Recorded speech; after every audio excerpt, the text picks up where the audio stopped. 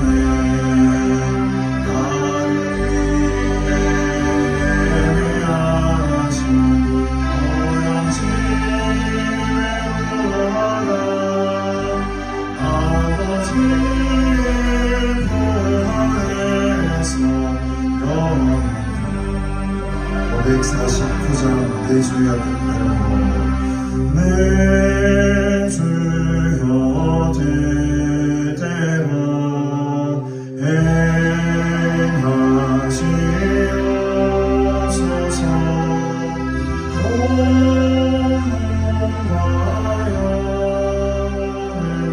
다 주께 바랍니다.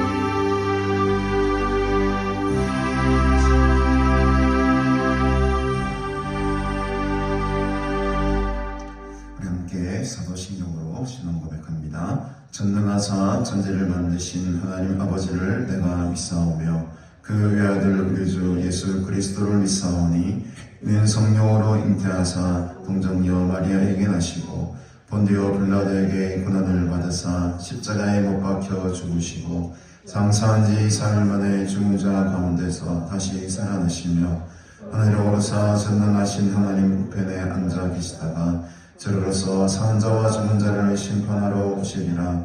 성령을 믿사오며 거룩한 공예와 성도와 서로 교통하는 것과 죄를 사하여 주시는 것과 몸이 다시 사는 것과 영원히 사는 것을 믿사옵나이다. 아멘. 하나님 아버지, 은혜를 참으로 감사드립니다. 오늘 이렇게 새로운 설날 명제를 맞이하며 또 새로운 한 해를 우리가 맞이하며 주님 앞에 나와 먼저 예배드리게 하시고 하나님께 영광 돌리며 살아가는 하나님의 자녀로 불러주시니 감사합니다. 지난 한 해 동안에도 변함없는 하나님의 사랑과 은혜로 늘 우리와 함께하여 주신 주님, 이제 새로운 한 해를 맞이하면서 우리가 더욱더 성숙하고 더욱더 온전한 하나님의 마음의 판자로 거듭나기를 원합니다. 우리 모두에게 새로운 소망과 하나님 나라의 거룩한 비전과 소명을 주시고 주님의 말씀의 뜻에 따라 순종하며 살아갈 때에 우리의 남은 세월, 우리의 남은 생명, 우리의 남은 시간들 아낌없이 주님께 드리며 살아가는 복된 인생들로 삼아 주시옵소서. 참으로 지나온 세월들 생각할 때에 하나님의 은혜가 아니면 단 한순간도 살아갈 수 없었던 자들임을 고백합니다. 어려울 때마다, 힘들 때마다, 또 기쁘고 즐거울 때에도 하나님의 은혜 속에 살아가게 하시고 그 하나님의 은혜 가운데 살아갈 때에 하나님의 영광을 위해 살아가는 하나님의 큰 은혜 입은 자들이 되게 하여 주시옵소서. 하나님 아버지의 거룩한 뜻을 이루며 살아가는 주의 참된 종들이 되기를 원하오니 올 한 해에도 늘 동행하시고 성령으로 충만케 하시고 하나님 말씀 앞에 순종하며 살아갈 때에 우리 모두 한 마음으로 하나님의 뜻을 이루어가는 아름다운 공동체로 삼아 주시옵소서. 오늘 예배를 통해 우리의 영과 육이 회복되기를 원합니다. 강건해지기를 원합니다. 하나님의 은혜를 다시 경험케 하시고 성령으로 충만케 하시사 하나님의 영광 바라보는 은혜의 예배가 되게 하나님 함께 하시고 역사하여 주시옵소서. 감사드리오며 예수님의 이름으로 기도드리옵나이다. 아멘. 찬송가 28장 함께 찬드립시다.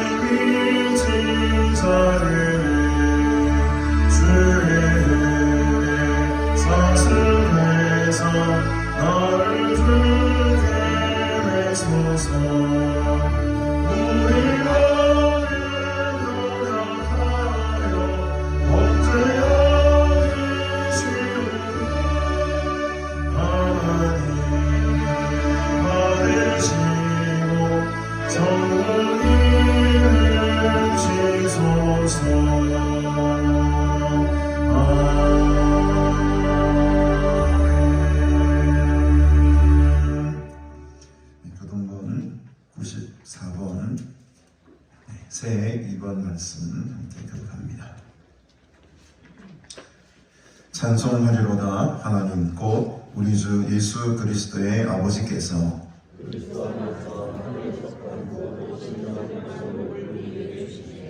곧 창세전에 그리스도 안에서 우리를 택하사 우리로 사랑 안에서 그 앞에 거룩하고 흠이 없게 하시려고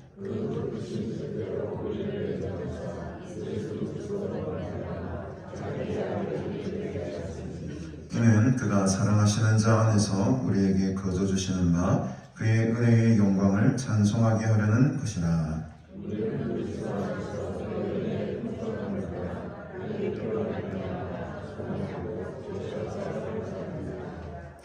이는 그가 모든 지혜와 총명을 우리에게 넘치게 하사 그 뜻의 비밀을 우리에게 알리시는 것이요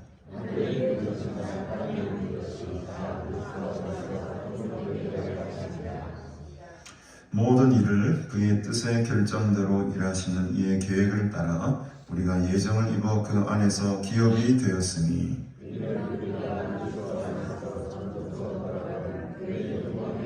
찬송이 되게 하려 하심이라. 아멘. 오늘 우리에게 주신 하나님 말씀 함께 보도록 하겠습니다. 누가복음 13장 1절부터 9절까지 말씀 함께 보겠습니다. 누가복음 13장 1절부터 9절까지 말씀 한 절씩 교독하도록 하겠습니다. 말씀 공독 후에 우리 김성화 장로님을 대표해서 기도해 주시겠습니다. 제가 먼저 읽겠습니다. 그때 마침 두어 사람이 와서 빌라도가 어떤 갈릴리 사람들의 피를 그들의 제물에 섞은 일로 예수께 아뢰니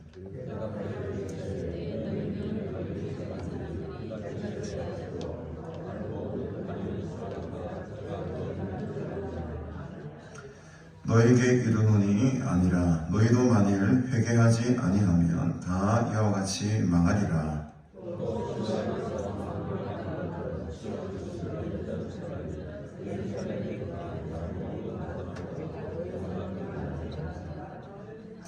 너에게 이르노니 아니라 너희도 만일 회개하지 아니하면 다 이와 같이 망하리라.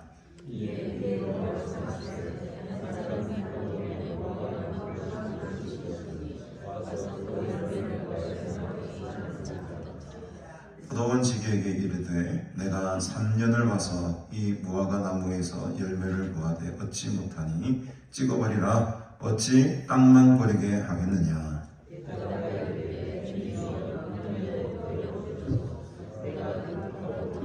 함께 보겠습니다. 이후에 만일 열매가 열면 좋거니와 그렇지 않으면 찍어버리소서 하였다 하시니라. 아멘.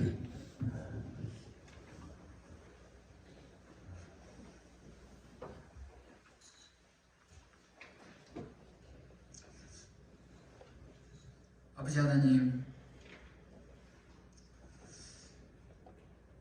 근본에도 이렇게 주님 은혜 가운데서 명절을 가족과 일가 친척 함께 모여서 이렇게 즐겁게 잘 지내게 하여 주시고, 오늘은 주님의 날을 기억하며 우리 사랑하는 주의 백성들과 함께 이렇게 하나님을 찬양하며 예배할 수 있는 귀한 시간을 허락해 주시니 감사를 드립니다. 하나님의 은혜로 지금까지 살아왔던 저들, 하나님의 은혜가 아니었더라면 우리가 하나님 앞에 감히 설 수도 없고, 세상 사람들과 같이 어디에서 와서 어디로 가는지 모르는 저들이온데, 우리 하나님께서 저들을 무시간에 이렇게 기억하여 주시고 사랑하여 주셔서 살아계신 하나님을 바라보며 믿으며 의지하며 따를 수 있는 주님의 자녀로 삼아주시니 감사를 드립니다. 하나님의 부름에 합당한 주의 자녀로 살아갈 수 있도록 성령님 함께하여 주옵소서. 저들의 모습을 바라보면은 이미 죄와 허물로 죽었던 저들을 주님의 보혈로 저들을 살려주시고 영원한 나라를 바라보며 살아갈 수 있도록 은혜 주신 우리 주님 참 감사를 드립니다. 우리의 시민권은 하늘나라에 있다는 것을 저들은 확실히 아오는데 이 세상 무엇을 바라보며 실망하며 아파하며 괴로워하지 않게 하여 주시고 살아계시고 역사하시고 영원한 우리의 소망이 되신 주님이 있다는 것을 생각하며 감사하는 마음으로 기쁜 마음으로 살아드릴 수 있는 우리의 믿음이 될 수 있도록 함께하여 주시옵소서. 아버지 하나님, 이 나라의 백성을 기억해 주시기를 바라고 원합니다. 온갖 우상과 미신으로 불교와 유교와 사마지즘 사상으로 가득 찬 이 나라에 한 줄기 빛으로 찾아오신 우리 주님이 계시기에 이렇게 이 나라가 부강한 나라로 무엇보다도 하나님을 마음껏 섬기고 찬양할 수 있는 복된 나라로 삼아주시니 참 감사를 드립니다. 이 세상을 창조하시며 다스리시는 우리 하나님께서 이 나라를 세우셨고 온전히 주권으로 이 나라를 붙들어 주셔서 이렇게 행복한 나라로 세워주셨습니다. 아버지 하나님, 이 나라의 백성들 하나님을 사랑하며 두려워하며 잘 섬기는 복된 나라가 될 수 있도록 붙들어 주시옵소서. 유증자부터 국민에 이르기까지 정말 하나님께 감사하며 하나님 앞에 바로 설 수 있도록 함께하여 주시기를 바라고 원합니다. 무엇보다도 유증자 위에 함께하여 주시기를 원합니다. 하나님을 두려워하며 맡겨주신 백성들을 잘 섬길 수 있도록 함께하여 주시옵소서. 앞으로 하나님 총선이 있습니다. 간섭해 주시기를 바라고 원합니다.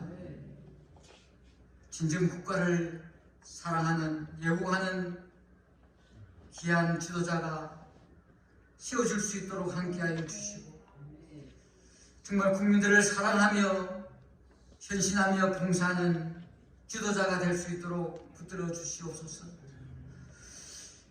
아버지 하나님, 참된 지혜와 능력이 있고 상식적인 인격자가 선출될 수 있도록 함께하여 주옵소서. 이 나라의 백성도 정말 이 나라 지도자를 세우실 때에 아버지 인간적인 생각을 아버지 바르게 판단해 나갈 수 있도록 도와주시기를 바라고 원합니다.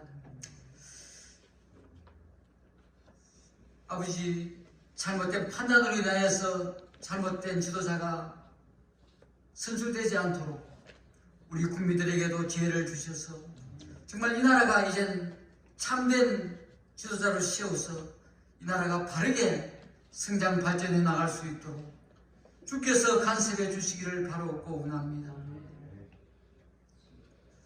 아버지 하나님, 우리 가나안을 사랑하시는 우리 하나님, 오래전부터 주님의 뜻이 계셔서 이곳에 주의 동산에 귀한 정을 세우셨고 지금까지 붙들어 함께 하신 하나님,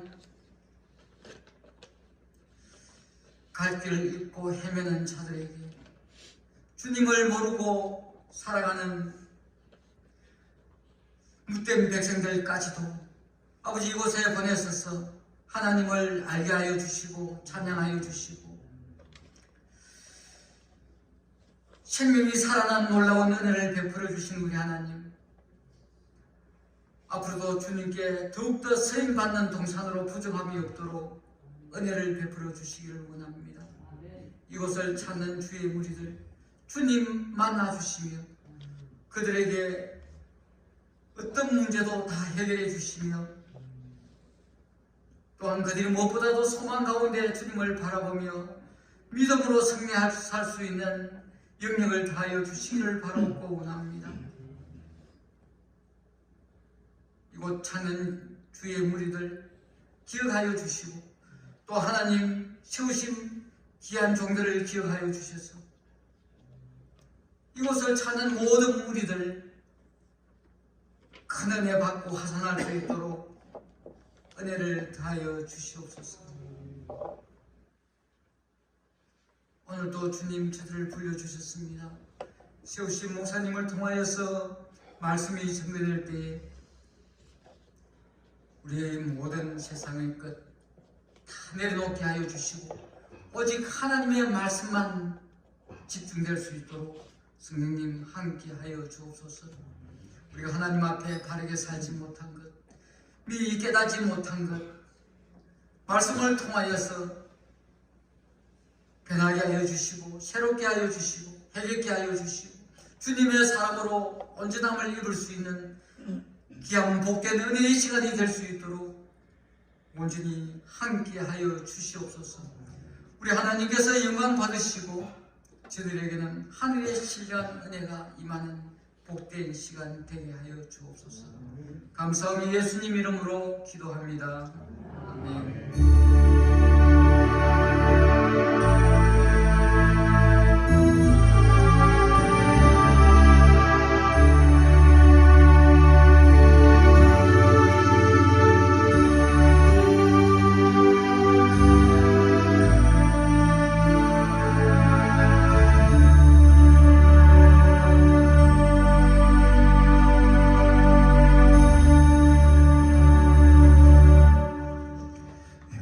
찬송가 278장 함께 찬양 드리시고 함께 말씀으로 은혜 나누겠습니다.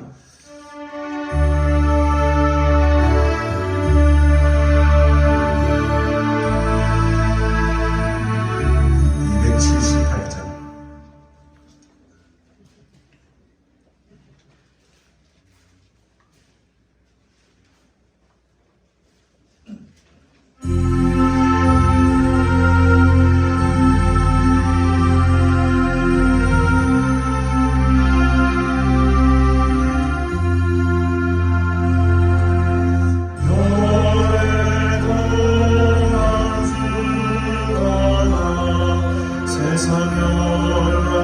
주님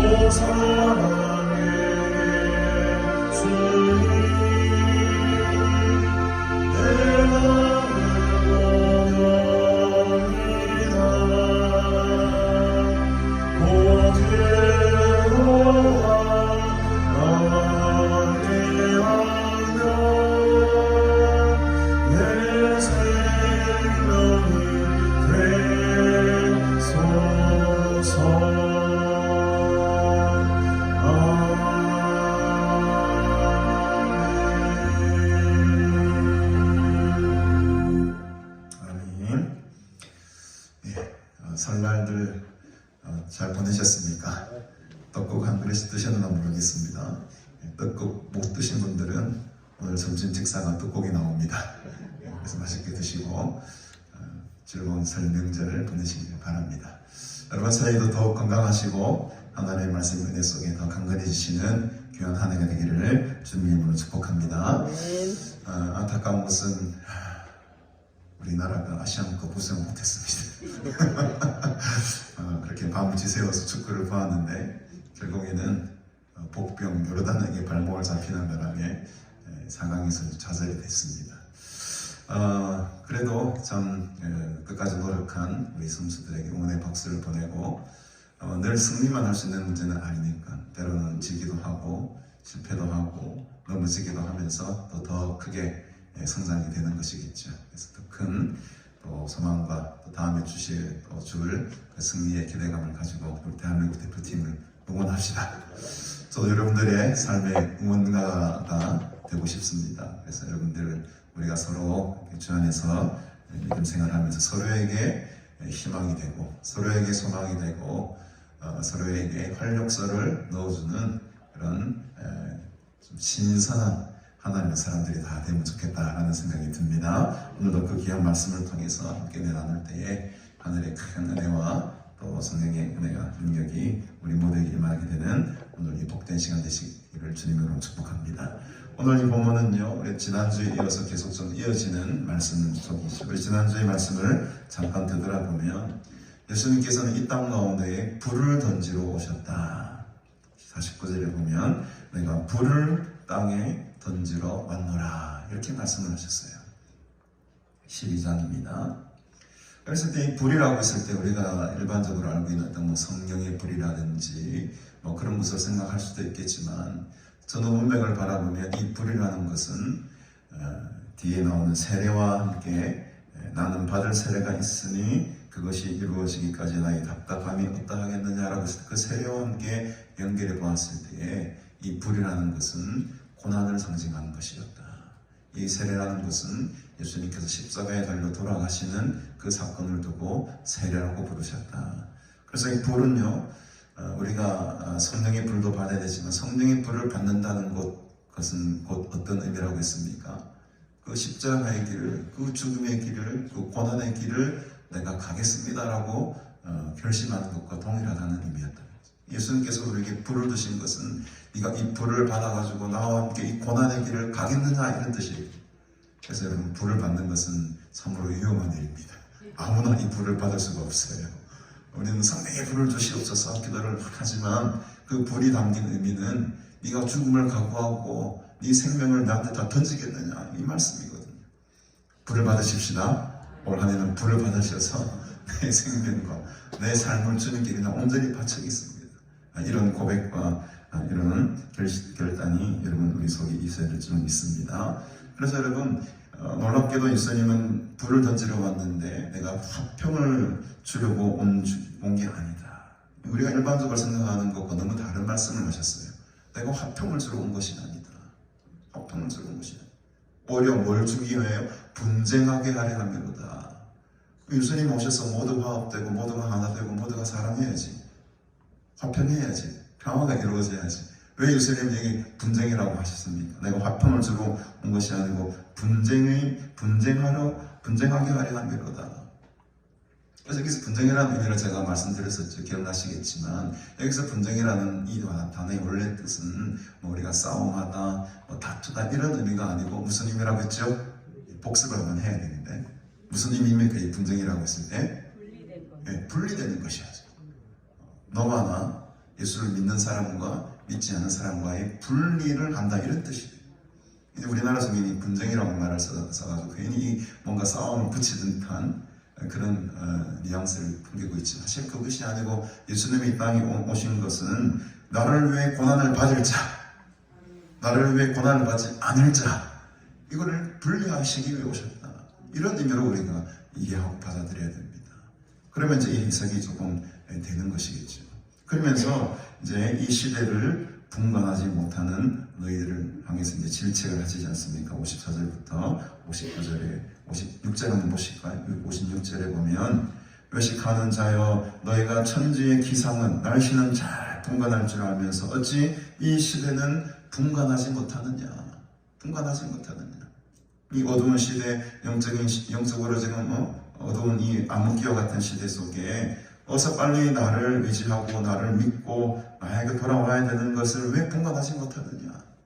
그러면서 58절에도 보니까 너를 고발하는 자와 함께 법관에게 갈 때에 길에서 뭐하라고 합니까? 화해하기를 힘쓰라 라고 하지 않습니까? 여기서 이제 고발하는 자는 예수님이고 법관은 하나님이시고 우리는 이제 고발당하는 자예요. 우리가 고발당하는 자가 예수님과 고발하는 자와 함께 이제 하나님의 심판대 앞에 가는 겁니다. 그렇게 걸어가기 전에 그 길에서 뭘 하라는 거죠? 예수님과 화해하라는 거죠. 이 화해의 길이 어떻게 열립니까? 그게 이제 오늘 본문의 말씀입니다. 그래서 앞본문과 오늘 13장 본문은 별개의 본문이 아니고 연결되는 본문이죠. 어떻게 우리가 이 예수님과 화해를 할 것인가? 왜? 화해하지 아니하면요 59절에도 나와 있지만 한 푼이라도 한 렙돈 우리나라 돈으로까지 10원짜리 한 잔 하나라도 남김없이 갚지 아니하고서는 그 감옥에서 나올 수가 없다는 거예요. 그 모든 것을 조그만한 죄까지도 다 깨끗하게 사해져야 되는데 그 길을 이제 오늘 13장 본문을 시작하면서 이제 말씀해 주고 있는 거죠. 한번 보십시다. 1절에 보니 그때 마침 두어 사람이 와서 빌라도가 어떤 갈릴리 사람들의 피를 그들의 제물에 섞은 일로 예수께 아뢰었다라고 합니다. 이 오늘 본문 속에는 두 가지 사건이 나오고 한 가지 비유에 대한 이야기가 나오는데 이 두 가지 사건은 그 당시에 일어났던 아주 이게 뭐랄까 화제거리가 되었던 아주 뉴스거리가 되었던 큰 사건을 이제 말하고 있어요. 어떤 사람들이 그때 마침 이제 한 두어 사람이 와서 예수님께 이렇게 말하는 겁니다. 빌라도가 말이죠. 빌라도가 어떤 갈릴리 사람들의 피를 가져다가 그들의 제물에 섞어버렸습니다. 아주 이거는 심각한 하나의 사건이 지금 이 갈릴리 지방에서 일어났는데 어떤 사건이었냐면 이 빌라도라는 사람이요. 이 갈릴리 사람들 가운데에 어떤 사람들의 피를 가져갔다는 것은 뭘 의미하는 거겠습니까? 그 사람들을 죽였다는 거예요. 죽였다는 거죠. 그래서 많은 사람들이 이 사건이 어떤 사건이었을까 여러 사람들이 추측을 해봅니다. 근데 정답은 없어요. 뭐 어떤 사건인지 정확하게 나타나 있는 사건은 없지만 어쨌든 중요한 사실은 그 갈릴리 몇몇 사람들이 이 빌라도의 핍박에 의해서 죽임을 당했다는 겁니다. 그래서 가장 좀 정설은 그 당시에 열심당원들이 있었어요. 요즘으로 말하면 독립투사들이죠. 우리도 일제강점기 때 독립투사들이 여러 가지 독립활동을 하지 않았습니까? 근데 그 로마로부터의 독립을 위해서 그렇게 뜨겁게 독립운동했던 사람들, 그 당시 열심당원이라는 거로 좀 우리가 부르기도 합니다. 그 사람들이 이제 갈릴리에서 이제 반란 사건을 이제 몇 번 이렇게 일으키거든요. 그래서 이 헤롯과 빌라도의 원수가 되어버려요. 그래서 많은 사람들이 아마 그 열심당원들 중에 어떤 골수 분자들을 잡아다가 아마 처형시킴으로 말미암아 그 사람 쪽 사람들에게 좀 위압감을 주고 아주 탄압을 했지 않았겠나 하는 예상들을 합니다. 그런데 이건 정확한 것은 아니에요. 그냥 그렇게 추측할 뿐입니다. 어쨌든 이 빌라도가 말이죠. 어떤 갈릴리 사람들의 열심당원이었든지 혹은 뭐 다른 이유에 있었든지 이 갈릴리 사람들을 몇 명을 잡아다가 죽여버려요. 그리고 그 피를 받아다가 어떻게 합니까? 자기들이 드리는 제물에 섞어버리는 아주 이건 기괴한 일을 행하게 됩니다. 아주 이건 있을 수가 없는 일이죠. 그들의 제물은 아마 동물의 피 이런 거 아니겠습니까? 근데 그 동물의 피에다가 사람의 피를 막 섞어다가 같이 막 제물을 드리는 거죠. 아주 이게 흉측하고 아주 상식적으로 생각할 수 없는 아주 잔인한 일을 행하게 됩니다. 그러니까 그 갈릴리 지방 일대에 엄청난 뉴스거리가 된 거죠. 어떤 두어 사람이 이 소식을 듣고 이 문제를 가지고 예수님께로 옵니다. 그래서 어떻게 말을 합니까? 예수께서 2절에 보니까 대답하여 이르시되 너희는 이 갈릴리 사람들이 이같이 해 받음으로 다른 모든 갈릴리 사람보다 죄가 더 있는 줄 아느냐. 예수님은 이 두 사람의 마음을 뚫어보고 계신 거죠. 많은 사람들이 어떻게 생각하고 있다는 겁니까 지금? 그 사람들이 죽은 것은 내보다 뭐가 많아서? 죄가 많아서 그렇게 죽었다. 이 당시의 사람들의 생각은 바로 이런 사고에 쩌들어 있었어요. 저렇게 험한 꼴을 당하고 비참하게 죽는 것은 내보다도 훨씬 더 큰 어떤 죄가 있었기 때문에 저는 비참한 죽음을 당했을 것이다 라는 생각을 은연중에 하고 있었던 것이죠. 근데 예수님은 그들의 심령, 사실은 이들이 이제 예수님께 왔을 때는요, 그 사람들의 죄가 내보다 많아서 죽었습니다라고 말도 하지 않았습니다. 그냥 그 사건을 이야기했을 뿐이지요. 근데 예수님은 지금 그 사람들이 뭘 다 꿰뚫어보고 있습니까? 마음의 중심의 생각들을 다 읽으시는 거예요. 그러면서 곧바로 대답하시기를, 너희들이 뭐 더 나은 줄 아느냐? 그 사람들이 너보다 뭐 죄가 더 많아서 그렇게 죽은 줄 아느냐? 다른 모든 갈릴리 사람보다 죄가 더 있는 줄 아느냐? 3절에 단호하게 말씀하시죠. 너에게 이르노니 아니라. 너희도 만일 회개하지 아니하면 다와 이와 같이 망하리라. 이와 같이라는 말은 똑같다 이 말이에요. 똑같이 망하게 될 것이다. 뭐하지 아니하면? 회개하지 아니하면 똑같이 그들과 같이 비참한 죽음을 맞이할 수도 있는 것이 그들을 걱정하지 말라는 거예요. 지금. 그들의 죽음과 너의 어떤 삶과 비교하지 말라는 거예요. 너는 너의 삶이고 너는 너의 죽음이고 그들은 그들의 삶의 무게에 따라 죽임을 당한 것인데 왜 그들과 너를 비교하느냐.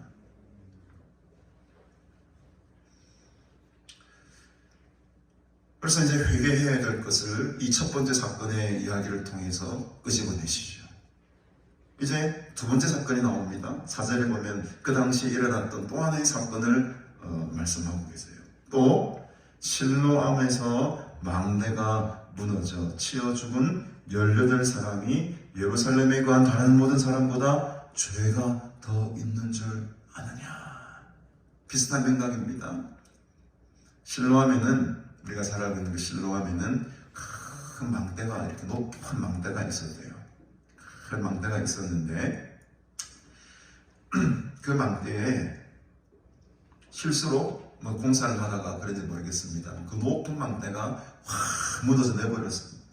근데 망대 위에 있었던 사람들도 있었을 것이고, 혹은 망대가 넘어지면서 그 밑에 작업하는 사람들이 그것에 치여가지고 죽을 수도 있었을 것이고, 요즘도 공장 같은 데나 건설 현장 같은 데 이런 안전사고들이 막 일어나지 않습니까? 그 당시에도 예루살렘 옆에 실로암이라는 곳에 큰 망대가 있었다고 합니다. 제가 생각할 때는 이제 망대 위에도 몇몇 사람이 있었을 것이고, 실로암이니까 물을 또 떨어온 사람들이 있었을 것이고, 막 밑에는 사람들이 좀 많았을 거예요. 근데 그 망대가 무너져 버린 겁니다. 무너져 버렸어요.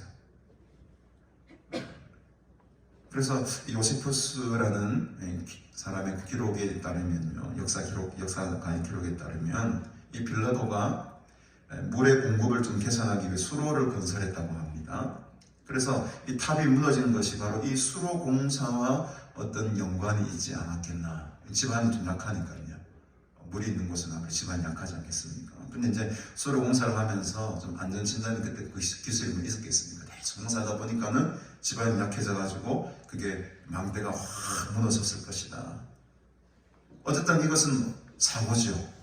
18명이라는 사람이 우연치 않게 이 사고를 말미암아 죽임을 당하게 된 겁니다. 이런 사건과 사고들은 오늘날에도 얼마든지 일어납니다. 그렇죠? 우리가 예상하지 못했던 곳에서 참 억울하게 사고를 당해 죽는 사람들, 여러분 숱하게 우리가 많이 보죠. 최근에는 이태원 참사도 있었고, 또 몇 해 전에는 세월호 참사도 우리가 기억날 만한 굵직굵직한 사건들이 있지 않습니까? 그 외에도 크고 작은 사건 사고들이 많이 있습니다. 이제 우리가 생각하기 그렇다는 거죠. 그때 죽은 인간들은 내보다 이제 죄가 더 많아서 하늘 앞에 더 잘못을 저질러서 죽었다. 그렇게 생각하면 된다 안 된다? 안 되는 거라는 거죠. 예수님께서는 그렇게 생각하지 않습니다. 지금 5절에 보니까 너에게 이르노니 아니라 너희도 만일 회개하지 아니하면 똑같이 이와 같이 죽음을 당할 수도 있다는 거예요. 이것은 그들이 죄가 있어서 그래 죽었다는 것이 아니고 지금 그 사람들 걱정하지 말고 뭐 누구 걱정하라는 겁니까? 네 자신이나 지금 걱정해라는 거예요. 네 자신이나 지금 회개해가지고 빨리 하늘 앞에 돌아오도록 기도하라는 겁니다. 남 걱정할 때가 아니라는 거예요. 남의 죽음에 대해서 뭐 이런저런 연관 달지 말라는 거죠. 모르는 걸로 그냥 우리가 거기서 덮어야 됩니다. 하나님의 뜻이 있겠죠. 하나님의 섭리가 있겠죠. 거기 우리 어떤 인간적인 해석, 인간적인 어떤 해설을 덧붙일 필요가 없어요. 모르는 건 모르는 겁니다. 그렇게 수많은 젊은이들이 그렇게 죽어나가는 걸 우리가 어떻게 이해합니까, 여러분? 우리의 생각과 우리의 사고로 어떻게 그것을 설명할 수가 있겠습니까? 모르는 건 모르는 거예요. 모르는 건 모른다고 해야죠, 하나님께. 오히려 우리는 그 사건들을 바라보면서 내 자신을 돌아봐야 되는 거예요. 내 자신을 돌아봐야 됩니다. 남 탓하고 누구 탓하고 너희들이 그렇게 뭐 죄가 많아서 이런 게 아니에요. 이런 문제가 아닙니다, 여러분. 근데 예수님께서는 이 죄라고 했을 때에 두 가지 측면에서 지금 말씀하고 있어요. 두 가지 측면에서. 우리 첫 번째 사건에서 한번 보십시다. 첫 번째 사건이 2절에 나타나 있는 다른 모든 갈릴리 사람보다 죄가 더 있는 줄 아느냐라고 했을 때 이 죄와 두 번째 사건이 있어서 4절에 보면 예루살렘에 관한 다른 모든 사람보다 죄가 더 있는 줄 아느냐 했을 때 죄가 우리나라 단어로는 같은 죄지만 헬라어로 볼 때는 다른 죄예요. 죄라는 의미가 좀 다릅니다. 첫 번째 사건에서 말씀한 그 죄라는 말은요, 우리가 일반적으로 좀 잘 알고 있는 죄입니다. 우리가 이제 하마르톨로스라는 말인데 이것은 관역을 벗어나서 많이 들어보셨죠? 관역을 화살이 쭉 가다가 관역의 정중앙에 탁 들어가야 되는데 이 화살이 삐 가다가 집 앞이 잘못된 방향으로 그냥 딴 데 방향 날아가는 것. 이것을 말하는 것이 우리가 생각하는 일반적인 죄의 개념은 바로 이 단어를 씁니다. 자주 이 단어가 나와요. 하마르톨로이라는 단어가 나옵니다. 이 죄. 근데 여러분 뒤에 나오는 두 번째 사건에 있어서의 죄는 조금 다른 의미를 가지고 있어요. 여러분 각주 1번을 한번 보시면 여러분 성경에 아마 1로 해서 표현되어 있을 것 같은데 1 해가지고 밑에 내려오면은 어떻게 되어 있습니까? 헬 이래가지고 빚진 것이 이렇게 되어 있어요. 빚진 것이. 그래서 이 4절에 나오는 이 죄라는 말은 오페일레타이 좀 어려운 말인데 저도 좀 읽으면서도 저도 좀 어렵네요. 이 하마르톨라이와는 조금 다른 오페일레타이라는 단어를 쓴 이 단어의 뜻은 뭐냐면 관역을 벗어난다는 것이 아니고 어떤 사람에게 채무가 있어요. 어떤 사람에게 갚아야 될 무엇인가가 있습니다. 뭐 어떤 금전적 관계뿐만 아니라도 여러 가지 윤리적으로나 도덕적으로 내가 뭔가를 갚아줘야 되는 입장에 있는 사람들이에요. 그것을 말합니다. 그러니까 이 죄라는 것은 두 번째 나오는 죄는 빚이 있는 죄를 말해요. 빚이 있는 죄. 첫 번째 나오는 죄는 관역을 벗어난 죄죠. 이 길로 가야만 되는데 이 정도의 길을 걸어가야 되는데 그 길을 걸어가지 못하고 딴 길로 벗어날 때 그때를 죄를 말하는 거고 이것은 두 번째 죄는 상대가 있어요. 사람과의 관계 속에 상대방에게 뭔가를 큰 빚을 진 거죠. 뭐 잘못을 저질렀든지 어떤 금전적인 문제가 있든지 어쨌든 간에 상대방과의 관계 속에 뭔가 빚진 게 있다라고 했을 때에 이 두 번째 단위 죄, 빚 이런 말을 씁니다. 그러니까 지금 예수님께서 우리에게 요구하시는 것은 하나님과의 관계뿐만 아니라 누구와의 관계도 사람과의 관계 속에서도의 그 죄가 있다면 회개하라는 거예요. 때로 이렇게 회개합니다. 저 사람과의 관계는 아무렇지도 뭐 해결된 게 없어. 근데 내가 하나님 앞에 나는 회개했습니다. 다 용서받은 것처럼 혼자 스스로 느끼는 겁니다. 이건 진짜 회개가 아니라는 거예요. 진짜 회개는 뭐냐? 하나님과의 어떤 죄의 문제도 해결해야 되지만 실제적으로 그 사람과의 관계 속에 틀어진 게 있다면 내가 먼저 손 내밀고 미안하다고 해야 됩니다. 이게 이 성경의 아주 놀라운 비밀입니다. 이 회개에 합당한 열매를 맺어야 이 회개라는 것은 왜 우리의 근원적인 죄의 문제뿐만 아니라 우리가 살아가고 있는 모든 사람들과의 관계 속에 얽혀있고 그 사람들과의 어떤 문제, 그것까지도 너희들이 빚진 자로서 갚아야 된다는 거예요. 저에게 빚진 자가 있으면 그걸 갚으세요. 구정설련을 내고 있는데 담임 목사하고 빚진 자가 있으면 그걸 갚으세요. 아무도 아멘 안 하시는 거면 둘 중에 하나죠. 빚진 자가 아무도 없거나 빚질 마음이 없거나.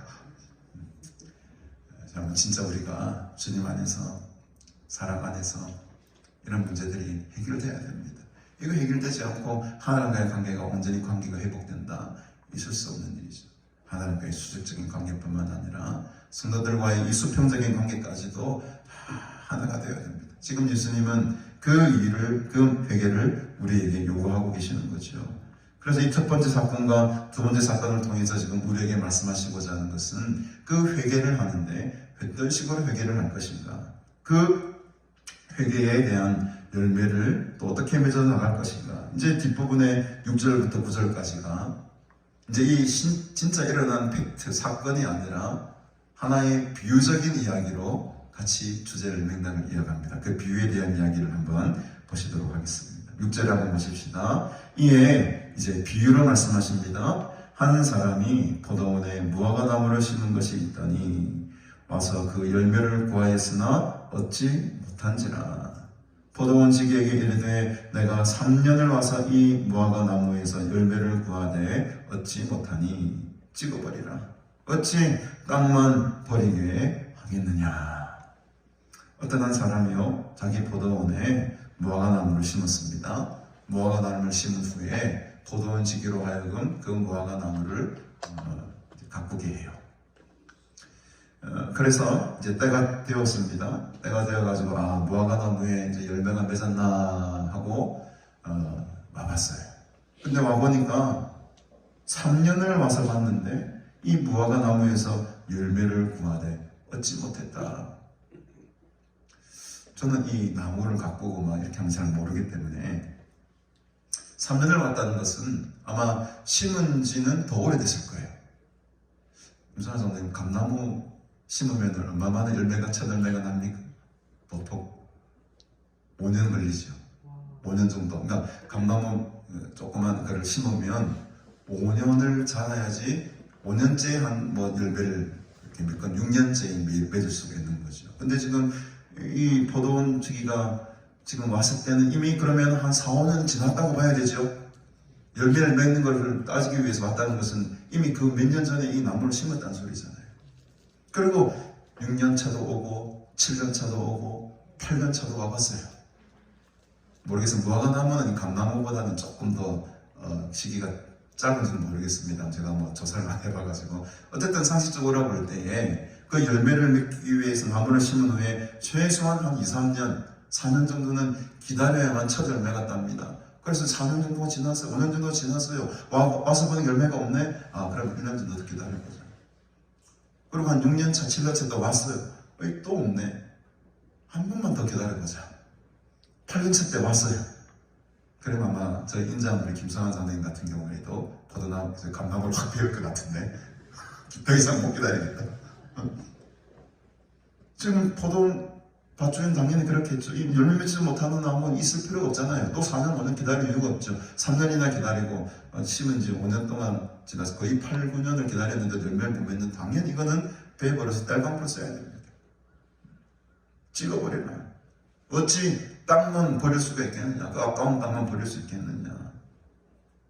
근데 이 주인이, 이 포도원 지기가 주인에게 이렇게 말을 합니다. 8절에 보니 대답하여 이르되 주인님, 금년에도 그대로 한번 두어 보십시오. 제가요, 내가 방법하고 그 위에 옆에 걸음도 주고 해가지고 한 번만 더 열매를 맺도록 한번 제가 힘써 보겠습니다. 1년만 더 기회를 주세요. 지금 우리에게 주어진 시간 1년이에요, 1년. 예수님께서 지금 이 땅에 와가지고 막 하나님께 막 심판을 하고 싶어. 지금 다 찍어버리고 싶어. 열매 맺지 못한 나무들 다 그냥 딸감나무로 쓰고 싶어. 근데 우리 주님께서 안타까운 거예요. 내가 1년만 하나님 방법하고 그런 거 쓰고 할 테니 저들이 열매 맺는 데까지 우리가 한번 조금만 더 주인님 좀 기다려주십시오. 그 보도음새기가 지금 우리 예수님인 것이죠. 지금 우리에게 지금 기회의 시간이 지금 얼마 남지 않았다는 겁니다. 여러분, 우리가 열매를 맺을 수 있는 시간이 얼마 남지 않았어요. 여러분, 예수님 곧 오십니다. 하나님께서 심판하실 그날이 이 기상은 날씨는 분간할 줄 알면서도 왜 이 시대는 너희들이 분간하지 못하느냐. 그 맥락이지 않습니까, 여러분? 이제 얼마 남지 않았습니다, 여러분. 1년 동안 지나도 또 열매도 맺지 못한 구절에 이후에 만일 열매가 열면 좋거니와 그렇지 않으면 찍어 버리십시오. 그때는 저도 어떻게 할 수가 없겠습니다. 오늘 이 시간 예수님께서 우리들의 마음의 밭을 막 기응하고 있는 겁니다. 우리의 마음의 밭에 막 걸음을 주고 있어요. 지금 이 말씀을 통해서 여러분들의 심령 가운데 막 걸음이 막 들어가고 있습니다. 올 한해 열매를 많이 맺으시길 바랍니다. 이 말씀의 걸음을 통해서 우리의 밭을, 마음의 밭을 기경하고 여기서 많은 열매들, 구원의 열매들, 특별히 오늘 말씀에 따르면 회개의 열매들을 많이 맺으며 사십시오. 하나님과의 관계도 회복하고 성도들과의 관계도 회복하고 이 회개에 합당한 열매들을 잘 맺으셔서 정말 주님 오시는 그날에 그 열매로 하나님께 영광 돌리고 그 열매로 하나님께 큰 열매관을 드리시는 저와 여러분들이 다 되시기를 주님의 이름으로 축복합니다. 아멘. 최종적인 사실은 심판을 지금 상징하고 있는 것이죠. 우리가 늘 깨어 있어 기도하며 그 주님 오실 그날을 바라고 하나님의 심판대를 준비하며 살아가는 등불을 밝히는 주님의 신부들이 다 되시기를 주님의 이름으로 축복합니다. 축복합니다. 이 시간에 우리 찬송가 254장 우리 함께 찬양 드리시면서 제가 하나님께 회개에 합당한 열매를 맺으며 살아가기를 간절히 바랍니다. 간절한 마음으로 찬양 드리시며 귀한 예물을 감사의 예물을 하나님께 올려드리겠습니다.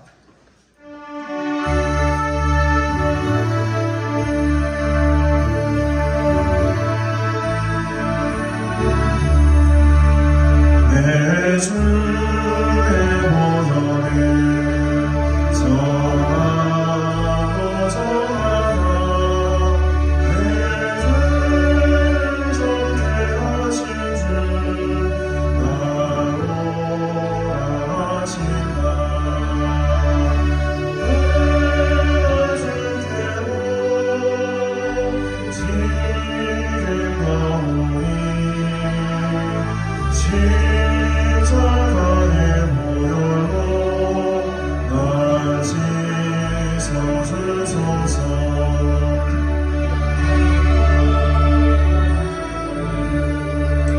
주께 원하며 이끄시고 예수함에 몸 씻어주시네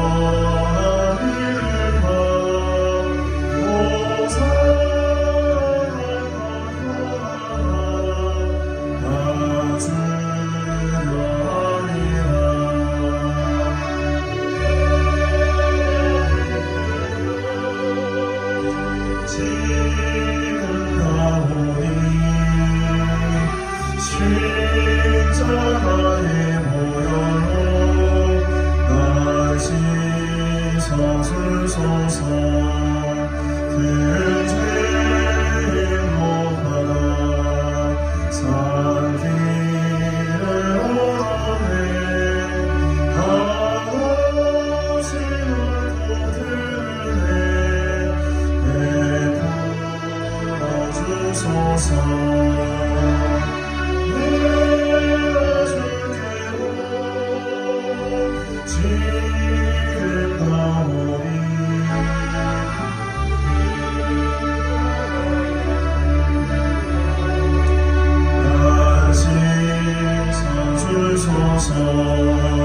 그 피가 마음속에 큰 증거를 믿어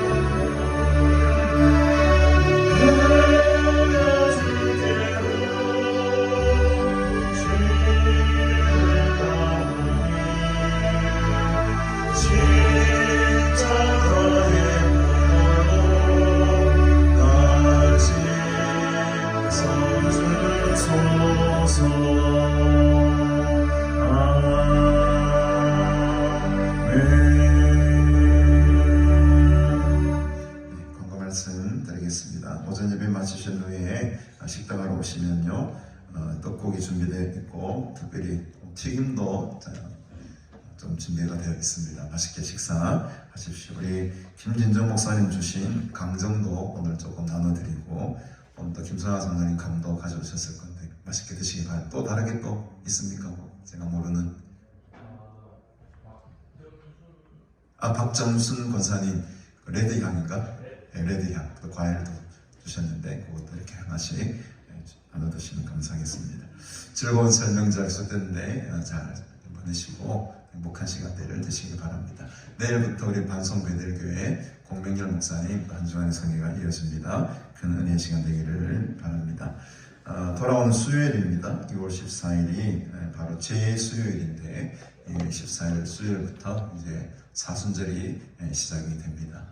다음 주가 사순절 첫째 주일로 지키게 되고 앞으로 40일 동안 우리가 주님의 고난에 동참하시면서 또 고난 주간까지 이렇게 계속해서 사순절 기간을 보내게 됩니다. 또 우리 여러분들 몸과 마음을 더 성결케 하시고 주님의 고난에 함께 동참하시는 기도의 때가 되시기를 주님을 축복합니다. 오늘 오후 예배는 명절이라 또 제가 인도하도록 하겠습니다. 네, 우리 드레이님을 위해서 함께 기도하겠습니다. 우리 김성화 장로님, 박점수 목사님 11주임물과 주일훈금 드리셨습니다. 박신희 장로님, 1,000번째 서재주 집사님, 계희정 권사님, 자녀들의 이름으로 예물 드립니다. 주일훈금, 계희정 권사님, 이대원 집사님, 사은나 집사님, 주님 주실 은혜 감사합니다. 김기담 성도님, 김민정 성도님 범사에 축복하여 주옵소서. 이순애 권사님 11조와 또 유주한 성도님 감사임을, 유주한 성도님 1,000번째 예물과 이순애 권사님 1,000번째 예물 드리셨습니다. 한경자 목사님의 사역의 길을 열리게 하옵소서. 또 강현진 집사님의 온몸을 치유하여 주옵소서. 믿지 않는 형제들 구원하여 주시옵소서. 이렇게 여러 가지 기도 제목으로 힘을 올리십니다. 윤영신 권사님 가족 구원금과 범사의 감사임을 드리셨습니다. 구미영 전도사님, 김혜란 성도님 올 한해도 하나님의 은혜를 바랍니다. 강정희 성도님 범사의 감사임을 교회도 무명으로 또 기도 있네요. 고진선 목사님 예물 드리고 우리 장옥남 집사님 선을 이루어 주시리라 모든 것이 합력하여서. 우리 이명 전도사님 에베네셀 하나님, 임마누엘 하나님, 여호와 일 하나님 감사합니다. 이승호 목사님 하만읍 교회에서 오셨네요. 멀리서 오셨습니다. 하나님과 화목하게 하옵소서. 가정이 하나로 되게 하시고 하만읍 교회를 축복하여 주시옵소서. 김사나 권사님 주님 사랑합니다. 주의 벌로 쓰시고 성령의 기름 부으시고 말씀으로 세워 주시옵소서. 네, 그 외에도 우리 음연으로 힘을 드리신 분들 있습니다. 서정원 목사님을 드립니다. 기도하겠습니다. 하나님 아버지 은혜를 참으로 감사드립니다. 오늘도 주님의 귀한 가르침의 말씀들을 듣게 하시고 또 은혜를 나누게 하시니 감사합니다. 때를 분별하여서 회개의 열매를 많이 맺으며 살아가는 올 한 해 은혜의 한 해가 되게 하여 주시옵소서. 열매 맺지 못하는 나무는 찍어버리라고 말씀하시는 주님, 우리의 삶 속에 많은 성령의 열매들, 구원의 열매들, 은혜의 열매들을 맺으며 살아가는 주의 신실한 백성들 되기 원하오니 하나님 아버지 우리의 마음속을 늘 기경하게 하시고 우리의 마음속에 늘 성령의 기름 부어 주시사 마르지 않는 샘처럼 우리 속에서 하나님의 은혜가 솟아나며 또 많은 열매 맺으며 살아가는 복된 자들로 삼아 주시옵소서. 여전히 우리는 연약하고 부족합니다. 그럼에도 불구하고 주님의 삶을 닮아가기를 원합니다. 다 닮진 못하겠지만 끝까지 인내하며 그 십자가의 길을 걸어가게 하시고 그 험한 길 걸어갈 때에 주님께서 붙들어 주시고 함께 해주셔서 감당할 수 있는 그 힘과 은혜 내려주심으로 모든 시험과 어려운 일들을 잘 헤쳐나갈 수 있는 지혜와 능력을 부어 주시옵소서. 이 시간 우리에게 주신 은혜에 감사하며 또한 귀한 예물을 하나님 앞에, 기도의 제목을 하나님 앞에 올려드립니다. 거룩한 하나님 나라에 위해 쓰이는 귀한 예물 되게 하시고 우리의 간절한 소원들 또 기도의 제목들이 하나님 앞에 연락되어 또 응답되는 놀라운 역사도 우리가 경험하게 하여 주시옵소서. 계속되는 이 가난 수양관 성의 가운데에 하나님의 신이 함께 하셔서 또 시간마다 성령의 은혜 말씀의 은혜로 충만케 채우시고 이곳에 오르는 모든 성도들의 발걸음 축복하셔서 하나님 만나고 구원의 은혜와 즐거움이 회복되는 놀라운 성회가 될 수 있도록 이 가난 수양관을 들어 사용하여 주시옵소서. 감사드리오며 예수님의 이름으로 축복하며 기도드리옵나이다. 아멘. 우리 이 시간에 찬송가 79장 2절을 부르시고 하나님께 영광 돌리겠습니다.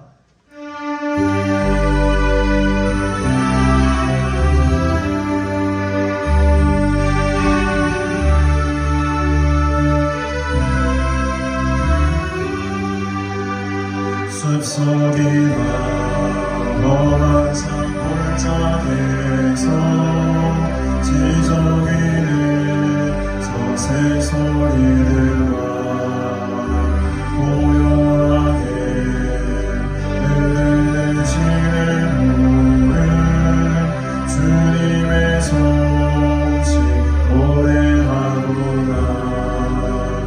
주님의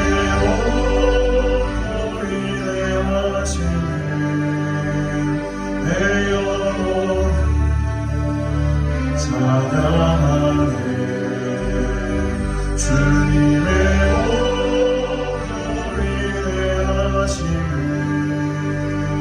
내 영혼이